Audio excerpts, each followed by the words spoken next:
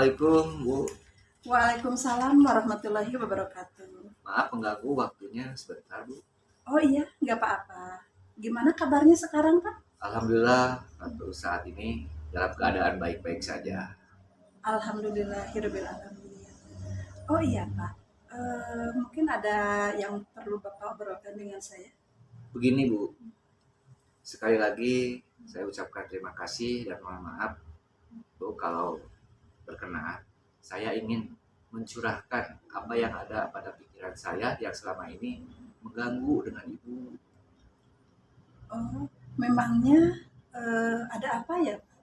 Dan kalau saya ingin tahu apa yang ingin Bapak capai dari obrolan kita hari ini, Pak? Saya ucapkan terima kasih sebelumnya ya, Bu ya. Begini, Bu. Ibu mau menjadi pendengar setia dari obrolan ini dan semoga Ibu juga dapat membantu saya mendapatkan solusi dari permasalahan yang saya hadapi. Itu yang ingin saya kemukakan pada saat ini. Memangnya Bapak sekarang sedang menghadapi masalah seperti apa, Pak? Saya ingin mendapatkan solusi dari sebuah permasalahan yang ada di kelas, Bu. Yang ada di kelas. Masalah seperti apa, Pak? Yang Begini, Bapak hadapi di kelas? begini, Bu.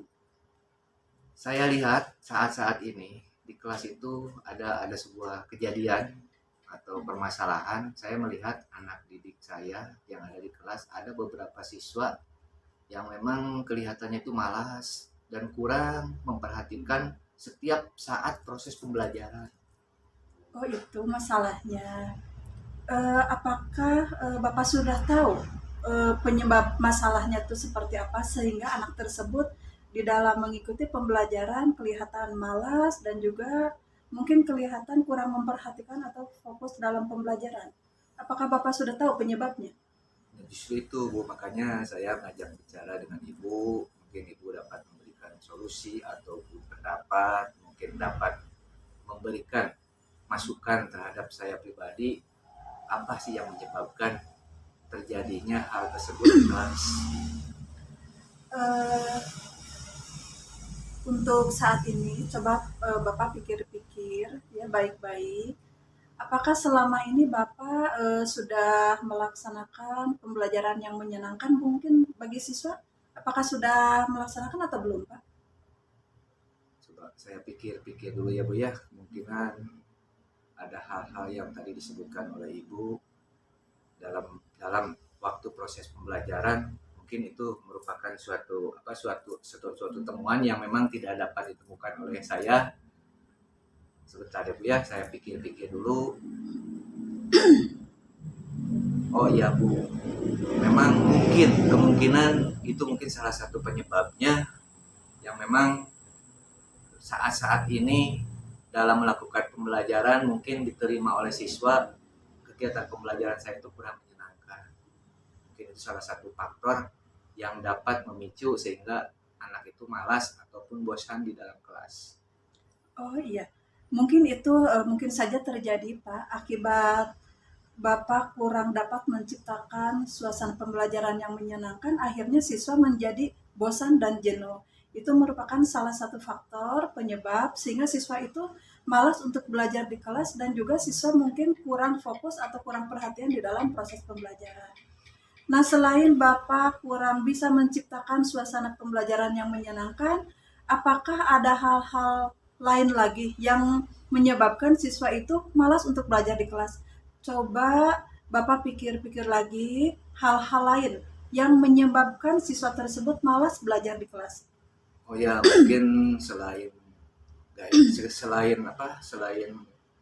pembelajaran yang kurang berkesan atau menyenangkan bagi siswa, mungkin juga lingkungan Ibu ya yang kurang nyaman bagi siswa, ataupun mungkin lingkungan sekolah ataupun lingkungan rumah sehingga terbawa oleh siswa ke dalam kelas, atau mungkin juga faktor dirinya saya sendiri, mungkin karena situasi mengajar itu kan biasanya dipengaruhi oleh keadaan dan situasi dari diri pribadi sendiri. Mungkin pada waktu itu saya sedang banyak kerjaan sehingga pada waktu ke kelas mungkin kefokusan saya dalam mengajar itu kurang. Itu mungkin bisa jadi sebuah permasalahan bagi diri saya sendiri, sehingga dapat mengakibatkan pada pembelajaran itu kurang menyenangkan atau kurang kondusif lah di dalam kelas itu. Oh iya, iya. Eh, Ternyata ide-ide Bapak ini, ya pendapat Bapak ini sangat bagus sekali ya. Hal-hal tadi yang telah tadi Bapak ucapkan itu merupakan ada beberapa bagian yang menyebabkan siswa itu tidak bisa fokus atau mungkin siswa malas untuk belajar di kelas. Tadi Bapak telah menyebutkan salah satu di antaranya yaitu kurang menciptakannya pembelajaran yang menyenangkan. Yang kedua karena faktor lingkungan mungkin dari lingkungan rumah dan lingkungan sekolah. Dan juga tadi Bapak juga menyebutkan salah satu faktornya yaitu dari dalam diri Bapak sendiri ya. Nah, sekarang mungkin ada hal-hal yang lain lagi yang betul-betul berpengaruh terhadap pembelajaran di kelas. Apakah ada yang belum Bapak laksanakan? Coba mungkin Bapak bisa berpikir ulang penyebab yang paling berpengaruh terhadap siswa yang sehingga siswa itu malas belajar di kelas. Dari beberapa penyebab yang telah tadi disebutkan Ibu ya, mungkin yang lebih dominannya yaitu mungkin gaya-gaya pembelajaran yang saya bawakan di dalam kelas itu mungkin kurang berkesan, sehingga anak itu menjadi bosan, atau yang akhirnya anak tersebut malas untuk memperhatikan apa yang diberikan oleh kita sebagai guru mungkin itu mungkin. Oh iya, iya. Sekarang saya mengerti. Kalau misalnya gaya belajar Bapak di sini misalnya kurang bervariasi atau kurang variatif, apakah Bapak bisa menyebutkan gaya belajar seperti apa yang tepat sekali diterapkan di kelas Bapak? Oh ya, mungkin saya akan coba untuk memperbaiki dan menggali gaya-gaya belajar, seperti mungkin saya akan coba gaya belajar dengan visualisasi ya Bu ya, Iya. menampilkan visualisasi secara gambar atau apa, sehingga anak yang biasanya hanya belajar itu verbal, nah sekarang kita ke konkret tapi memang hanya berupa gambar, sehingga dengan demikian mungkin anak akan tahu walaupun hanya sekedar gambar. Dan selain itu mungkin saya akan coba dengan gaya belajar yang kinetis atau membaca dengan nyaring dan sebagainya dan yang lain. Itu Oh mungkin iya. Bu yang akan saya lakukan, rencana yang akan perbaikan dan perubahan di dalam gaya-gaya pembelajaran yang akan dilakukan di kelas saya. Ternyata ide-ide Bapak, pendapat-pendapat Bapak ini sangat luar biasa sekali ya Pak, sungguh hebat. Ternyata Bapak ini sangat cerdas sekali. Nah, di sini juga mungkin ini sebagai bahan masukan juga buat saya selaku pendidik. Nah, di sini tadi Bapak di sini akan memperbaiki mengenai gaya belajar di antaranya yaitu mengenai gaya belajar visual. Dan di sini mungkin saya akan menambahkan dengan adanya gaya belajar visual di sini akan mengurangi verbalisme terhadap siswa ya Pak. Ini sangat bagus sekali. Nah, mungkin sekarang saya akan menanyakan kepada Bapak, di antara gaya belajar seperti itu, apakah ada salah satu gaya belajar yang lebih tepat lagi diterapkan di kelas Bapak? Mungkin ada salah satu dari gaya belajar tersebut. Dari tiga solusi yang tadi ya Bu ya, tadi yang disebutkan itu mungkin saya akan mengambil salah satu, yaitu secara visual terlebih dahulu.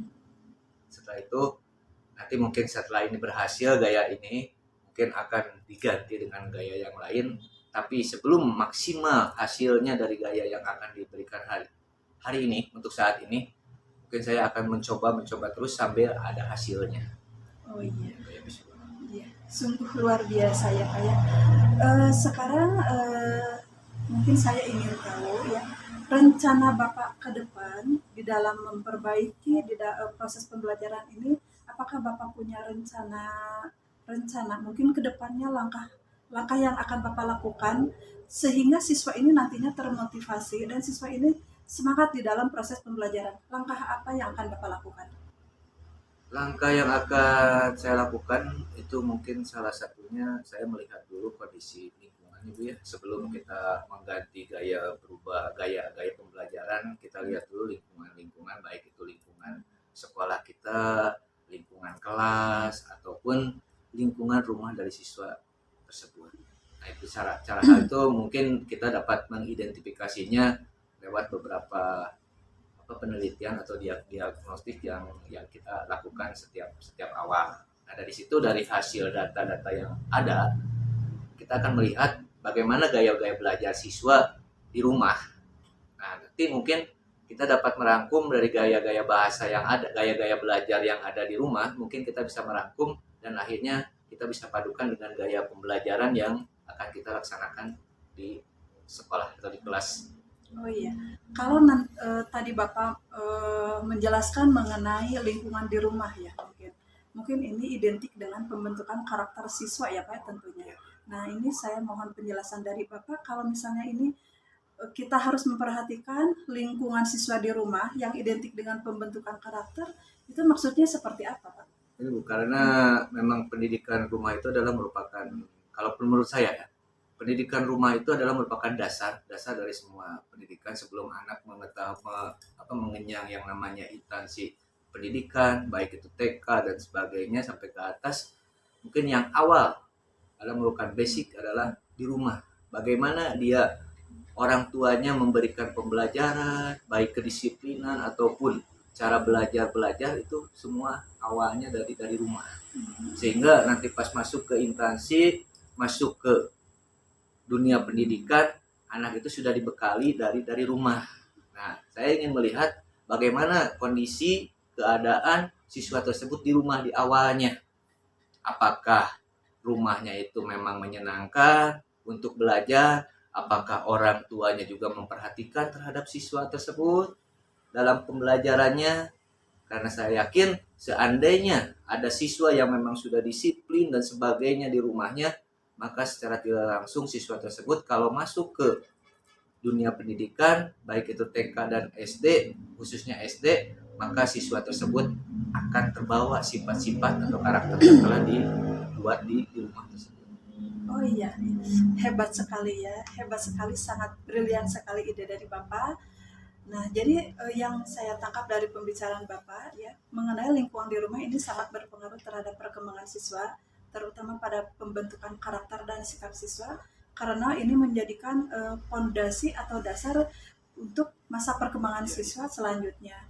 Nah, kalau saya ingin tahu, tadi Bapak ya pernah menyebutkan selain lingkungan di rumah juga ini lingkungan sekolah ya.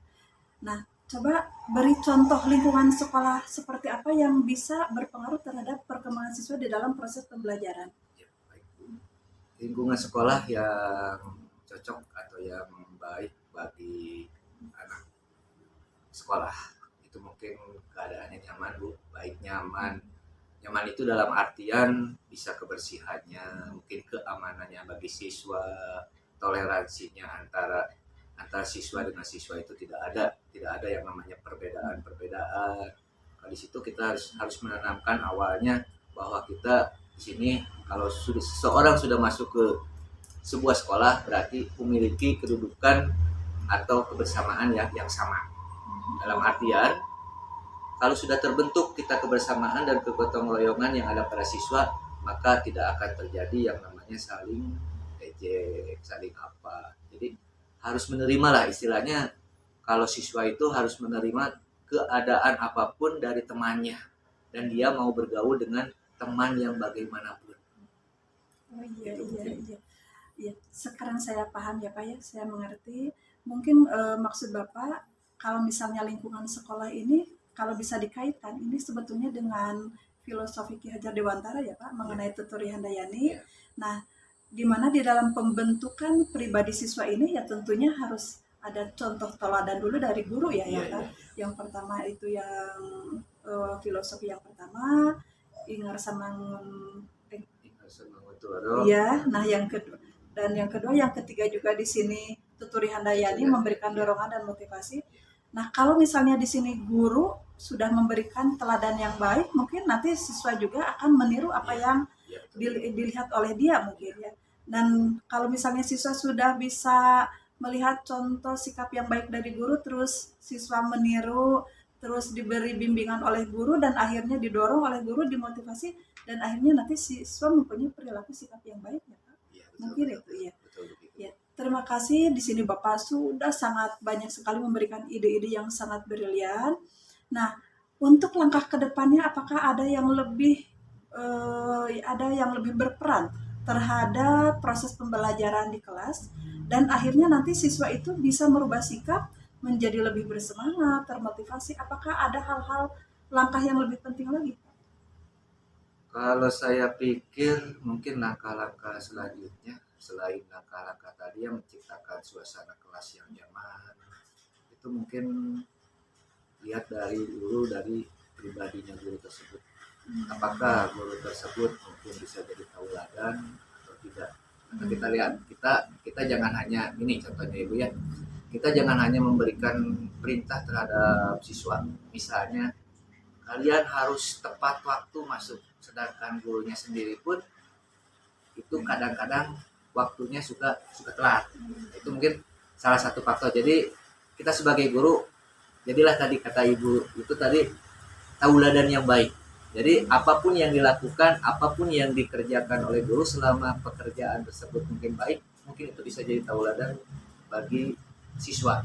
Dan itu mungkin nanti akan menumbuhkan, karena kita misalnya siswa itu senang terhadap kita karena tauladan kita, maka siswa tersebut dengan sendirinya nanti akan memberikan motivasi terhadap dirinya untuk mengikuti apa langkah-langkah daripada guru tersebut. Sungguh luar biasa ya, luar biasa sekali pemikiran Bapak, terus Bapak sangat cerdas sekali ya. Nah, jadi dari hasil obrolan kita ini sebetulnya dari awal sampai sekarang ini sebetulnya sudah ada solusinya sebetulnya Pak ya. Nah, coba sekarang mungkin saya ingin tahu, jadi karena tadi Bapak memiliki permasalahan mengenai proses pembelajaran di kelas, menemukan ada beberapa siswa yang malas dan ada beberapa siswa yang tidak fokus di dalam proses pembelajaran. Mungkin sekarang Bapak bisa menyimpulkan langkah atau rencana perbaikan ke depannya. Mungkin rencana ke depannya Bu ya, dalam mensiasati setelah tadi solusi banyak, kita ambil satu mungkin yang terbaik, yaitu salah satunya mungkin gaya belajar yang kita akan ubah. Oh iya. Yang biasanya verbalisme, mungkin kita akan gunakan dengan menggunakan yang namanya tadi visualisasi. Iya. Walaupun hanya sebatas gambar. Karena saya pikir kalau dengan visualisasi itu anak akan cepat nangkap. Jadi dia tidak hanya di awang-awang, artinya di awang-awang hanya ini bentuk yang namanya sapi. Bah, kalau kita digambarkan, ditampilkan gambarnya, oh anak itu akan melihat, oh sapi itu ini, cirinya ini, gitu ya. Dan akan membedakan dengan binatang yang lain. Itu mungkin hanya sebagai contoh. Jadi saya pikir saya akan kuatkan, saya akan mengganti gaya belajar yang selama ini saya pakai dengan ganti dengan pembelajaran yang bersifatnya visualisasi. Semua mata pelajaran akan saya gunakan dengan visualisasi. Oh iya, hebat sekali ya. Nah, sekarang jadi Bapak sudah bisa menemukan solusi yang terbaik ya Pak ya, di dalam memperbaiki proses pembelajaran Bapak di kelas. Nah, selanjutnya mungkin Bapak mempunyai komitmen di dalam melaksanakan rencana ini. Komitmen apa yang akan Bapak terapkan? Komitmen yang akan saya lakukan karena kita sudah memiliki yang namanya jalan keluar atau solusi itu ya, mungkin saya akan mengkontinyukan artinya solusi pembelajaran yang baik buat saya dan buat anak didik saya. Nah setelah itu, setelah continue dan di akhirnya mungkin kita akan merefleksi ya Bu. Nah, apa tujuan refleksi? Kita mungkin akan menilai di mana kurangnya, di mana lebihnya. Kalau misalnya ada yang kurang dalam pembelajaran tersebut, kita tambah, bukan diganti, kita tambah di mana kurangnya, kita tutupi kekurangannya sehingga pembelajaran tersebut bisa mencapai apa yang diinginkan oleh saya sebagai guru, dan mungkin akan menyenangkan bagi siswa, dan siswa pun mendapat apa yang dia inginkan. Oh iya, sungguh luar biasa ya. Ternyata Bapak sudah mempunyai komitmen yang sangat baik sekali, di mana Bapak dalam menerapkan rencana aksi ini ternyata sudah sangat tepat ya Pak ya. Alhamdulillah, apakah dengan hasil obrolan kita sekarang ini, apakah sudah ada titik terang buat Bapak? Setelah kita ngobrol panjang lebar Ibu ya, alhamdulillah sekarang pikiran saya sudah terbuka. Ternyata memang masalahnya mungkin ada pada diri saya sendiri, dan ternyata dengan obrolan ini karena itu mungkin pentingnya ngobrol dengan rekan sejawat itu ya, dalam artian mungkin dengan pendapat dari rekan kita dapat masukan terhadap diri kita. Alhamdulillah sekarang udah agak kecemasan agak hilang, apa mumet yang ada di kepala sudah hilang karena kita telah tadi diobrolkan dengan penuh hati. Saya juga ucapkan terima kasih atas masukan dari ibu, mungkin mengingatkan pada saya agar mengingat-ingat lagi apa sih betulnya kesalahan yang telah dilakukan pada waktu pembelajaran. Ya, alhamdulillahirobbilalamin ya, Bapak mungkin sudah menemukan titik permasalahannya dan Bapak juga mungkin sudah mempunyai rencana yang akan dilaksanakan oleh Bapak sesuai dengan komitmen yang Bapak barusan katakan. Apakah sudah cukup dengan obrolan kita kali ini?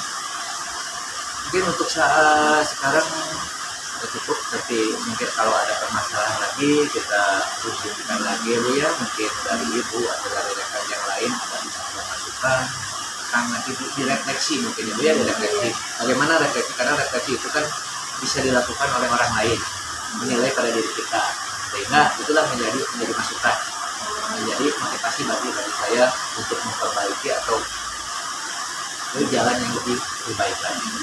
Ya, sangat luar biasa ya, ternyata dari pembicaraan kita hari ini Bapak sudah bisa sudah mempunyai komitmen yang sangat luar biasa sekali ya nanti di dalam penerapannya. Kalau begitu mungkin cukup sampai di sini obrolan kita hari ini mungkin ya Pak. Ya Bu, saya ucapkan terima kasih pada Ibu yang telah mau mendengarkan dan memberikan pendapat-pendapat dan mengingatkan kembali pada saya agar saya merubah atau memperbaiki pembelajaran yang saya lakukan setiap hari. Ya, sama-sama Pak. Terima kasih Ibu, silakan Ibu. Maaf sekali lagi mengganggu kegiatannya hari ini. Ya, Assalamualaikum warahmatullahi wabarakatuh. Waalaikumsalam warahmatullahi wabarakatuh.